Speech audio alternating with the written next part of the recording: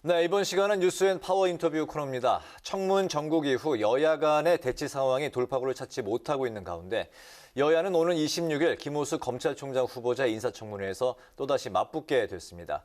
이렇게 꽉 막힌 전국에서 범여권으로 분류되는 열린민주당은 어떤 입장과 계획을 갖고 있는지 열린민주당 원내대표이신 강민정 의원과 함께 이야기를 나눠보도록 하겠습니다. 의원님 안녕하십니까? 네, 안녕하세요. 네, 바쁜데 나와주셔서 감사합니다. 불러주셔서 감사합니다. 네. 첫 질문 드리겠습니다. 네, 네. 이제 청문 전국 이후에 이제 후폭풍이 이제 계속되고 있지 않습니까? 국민의힘은 이제 문재인 정부의 인사 참사다, 또 일방통행이 다시 한번 확인이 됐다, 뭐 이렇게 이제 비판을 하고 있는 상황인데 지난 그 청문 전국을 열린민주당은 어떻게 분석하고 있습니까? 조금 전에 우리 이용빈 의원님이 광주에서 여야가 함께 이제 네. 5.18 정신을 기리는 이런 말씀을 하셨는데 여의도 국회에서도 그런 이제 정치가 이루어지면 얼마나 좋을까 이런 생각이 들어요. 네. 최근에 있었던 인사청문회는 우리가 2000년도에 처음 도입한 이 청문회 제도에 대해서 과연 이대로 그냥 계속 유지하는 게 바람직한 건지에 대해서 좀 문제를 제기한 게 아닌가 그런 생각이 듭니다. 그러니까 그 후보자의 어떤 정책 능력과 그다음에 후보자 당사자가 가지고 있는 어떤 도덕성에 대한 검증 네. 이런 것들은 충분히 해야 된다. 그래야지만 이제 공직을 맡을 만한 우리가 인물을 뽑을 수 있다는 거고 이게 그 청문회 제도를 도입한 취지인 것 같아요. 그런데 너무 최근에 와서는 이 약간 비본질적인 문제들에 대해서 네. 이거를 오히려 중요한 본질적인 정책 능력이나 이런 검증보다는 다른 문제들을 집중적으로 파면서 시간을 좀 소모적으로 보내는 방식으로 네. 약간 왜곡되고 오염되지 않았나 이런 생각을 합니다. 네. 인사청문회 이제 관련해서 뭐 한 질문 하나 더 드리겠습니다. 오는 26일에 김호수 검찰총장 후보자 이제 인사청문회 일정이 이제 잡혔는데요. 네, 잡혔더라고요. 또 한 번은 이제 여야 대결이 이제 뭐 예상이 되는 상황인데 국민의힘은 이제 박상기, 조국, 추미애 전 법무부 장관을 이제 보좌했던 김호수 검찰총장 후보자가 친정부 인사라면서 이제 그 반대 입장을 하고 있지 않습니까? 네. 그 열린민주당의 입장은 어떤 건가요?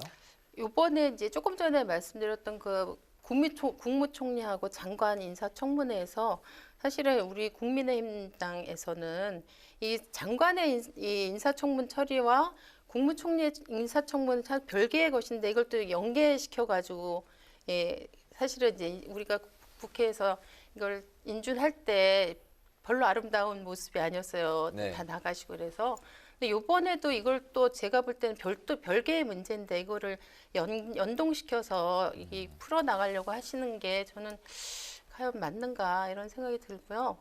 별도의 청장 문제는 총장 문제잖아요. 그리고 법사위원장은 사실 국회 상임위를 어떻게 운영하고 구성할 것인가의 문제이기 때문에 이거는 분리하는 게 맞고 그다음에 특히 법사위원장 같은 경우는 21대 국회가 개원될 때 이미 전반기 상임위원장 문제는 양당에서 거의 합의가 된 부분이라고 생각합니다. 그래서 지금 이제 중간에 이걸 다시 문제를 제기하는 것은 애초에 우리가 이 개원 초기에 얘기됐던 어떤 원칙과 이런 것들이 사실은 좀 흔들리는 방향으로 가기 때문에 연계하지 말고 풀어 나가시기를 저는 국민의힘 당에 당부를 좀 드리고 싶어요. 알겠습니다. 네. 현안 한 가지 더 짚어볼까 하는데요. 공직자 범죄수사처 1호수사 대상에 조희연 서울시 교육감이 올랐습니다. 강 의원께서는 어떻게 만든 공수처인데 어떻게 조희연 수사가 1호 사건이냐 이렇게 말씀을 하셨는데 이유를 한번 들어보고 싶은데요. 그렇죠. 제가 이제 사실은 어디다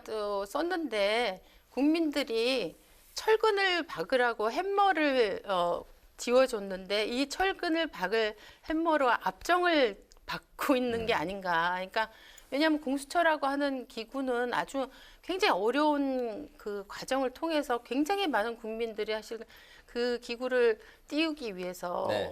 너무나 많은 에너지를 열망과 이걸 그 쏟은 결과로 우리가 얻은 기구잖아요. 그리고 고위공직자나 특히 이제 견제받지 않았던 그동안 검사들의 비위나 범죄 이런 것들을 다루기 위한 그런 특별한 기구로 만들었는데 그 1호 사건이라는 게 보통 이 상징성이 있잖아요. 예, 근데 하필이면 그 이 공수처 1호 사건이 진보교육감의 그것도 해직교사 복지과 관련된 특별채용 이 건을 그 1호 사건으로 했다는 건 너무나 그 공수처라고 하는 기구 자체의 존재 이유하고는 상당히 거리가 멀어도 너무 먼 사건을 정했다. 그래서 공수처가 자기의 어떤 소명이랄까? 우리 사회에서 어떤 과정을 통해서 무엇을 위해서 만들어졌는지에 대해서 잘 인식하고 있는지 근본적인 회의가 사실을 듭니다. 그러니까 이 문제가 됐던 서울시교육청의 그 특채건은요, 사실 어떤 측면에서 보면은 칭찬해줘야 될 부분이에요. 옛날에 김영삼 정부 때 네. 그 1,500명 해직됐던 교사들을 한꺼번에 복직시킨 경우가 있었어요. 아마 전 국민들이 다 아실 거예요. 이게 이제 특별 채용의 케이스거든요. 그리고 사립학교 같은 경우가 이제 폐교되거나 아니면 학생 수가 줄어서 교사 TO가 감해지면 이런 분들을 이제 공립의 교사로 채용해야 되는 경우나 이런 이제 기존의 신규 채용 방식으로만 교사를 이게 조달하고 해결할 수 없는 부분들을 사실은 해결할 수 있도록 하는 교육감의 고유한 인사권으로 사실 이런 제도가 있는데 특히 이제 요번에 특별 채용 대상자로 됐던 분들은 교육 정상화랄까? 그다음에 이제 사학 비리랄까? 이런 네. 문제들을 가지고 열심히 활동하시다가 사실 해직된 분들이거든요. 그러니까 이런 분들을 어떻게 보면 적극적으로 구제해 준 그 특별 채용에 대해서는 우리 사회가 저는 오히려 지지해야 될 그런 사안인데 이거를 제가 볼 때 고위공직자의 권력형 비리를 수사하라고 만든 공수처가 1호 사건으로 정하고 오늘 압수수색 들어갔더라고요. 서울시교육청. 이렇게 과연 수사하는 게 타당한가. 예, 굉장히 저는 문제적인 상황이라고 보고 있죠. 알겠습니다. 네. 앞으로 이 사안이 어떻게 흘러갈지 저희도 관심 갖고 네. 지켜보도록 하겠습니다. 네. 당 현안에 대한 이제 질문을 드릴게요.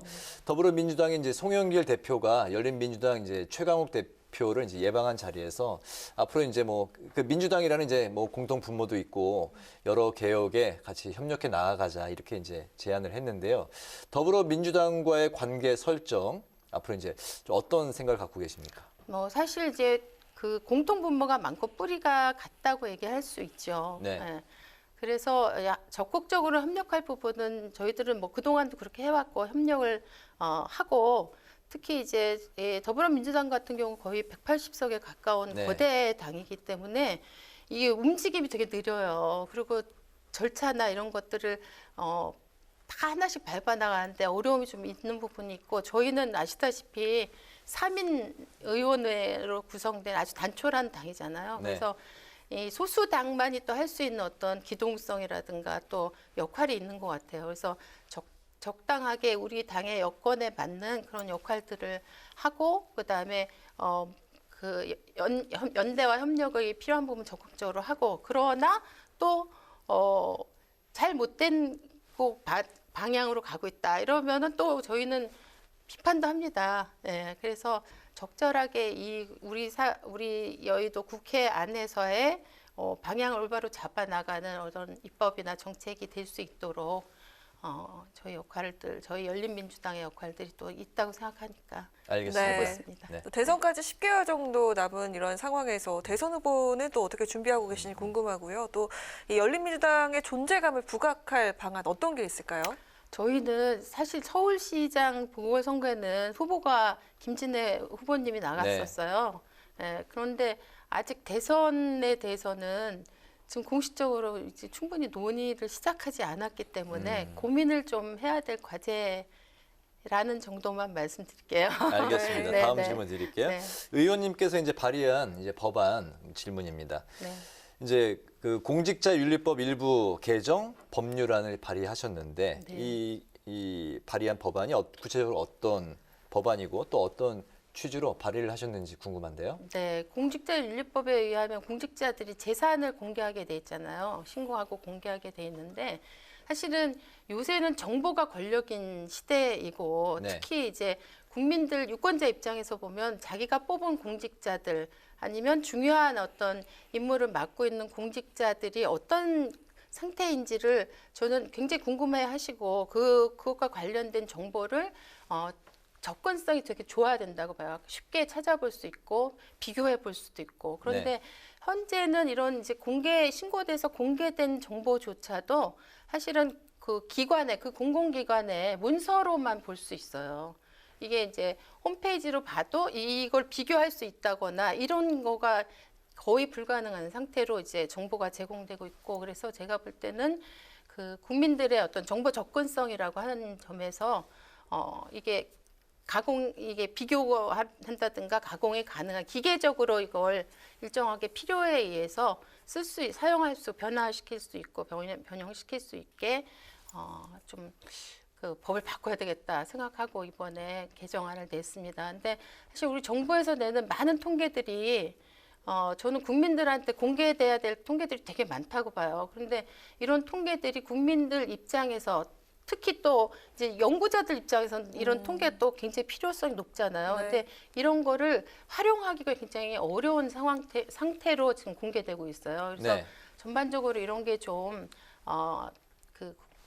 연구자나 일반 유권자들이나 국민들한테 활용 가능하도록 쉽도록 용이하도록 이게 제공이 되는 게 맞다. 네. 이게 일반 국민 공공기관의 네, 일종의 책무인 것 같기도 해요. 그냥 문서만 보여주는 볼래면 보세요. 이렇게 하는 거는 이제 시대에 뒤처진 방식이죠. 네, 유권자 일반 국민이 쉽게 공직자의 그 윤리를 접근할 수 있도록 그렇죠. 하는 게 네. 취지군요. 네, 네. 잘 알겠습니다. 네, 또 최근에 발의하신 법안이 장기 입원이나 통원 치료 등으로 학업에 어려움을 겪고 있는 건강장애 학생들을 위해서 병원 내 학급인 병원 학교를 지원하는 법안을 또 발의하신 걸로 알고 있는데 현재 병원 학교를 운영 중인 병원들이 전국에 한 30여 곳 정도 있는 걸로 아는데 어떤 지원이 필요한 상황입니까? 지금 이제 예를 들면 장기 치료가 필요한 아이들이 학교를 못 가고 병원에 오래 입원해 있잖아요. 이런 네. 아이들은 사실은 학습 결손이 굉장히 길어지고 이게 이제 나중에 다 치료가 되고 난 다음에도 그 공백기를 메우기가 상당히 힘들어요. 근데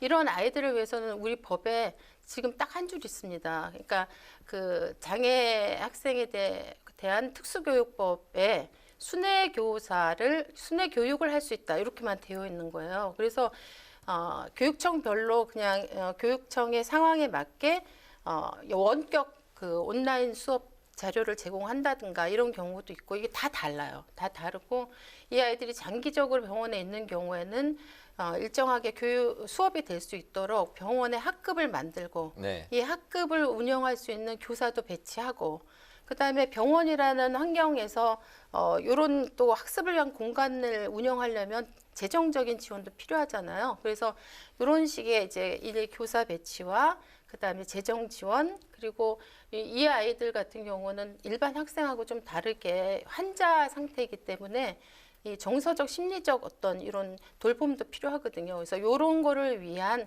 지원을 국가가 해야 된다. 이런 차원에서 병원 학교 개정안을 제가 이번에 발의했습니다. 네, 그렇군요. 오늘 그 뉴스앤 파워 인터뷰는 계속되는 청문 대치 정국 그리고 더불어민주당과의 관계 설정에 대해서 지금까지 열린민주당의 강민정 의원과 함께했습니다. 오늘 말씀 잘 들었습니다. 고맙습니다. 네.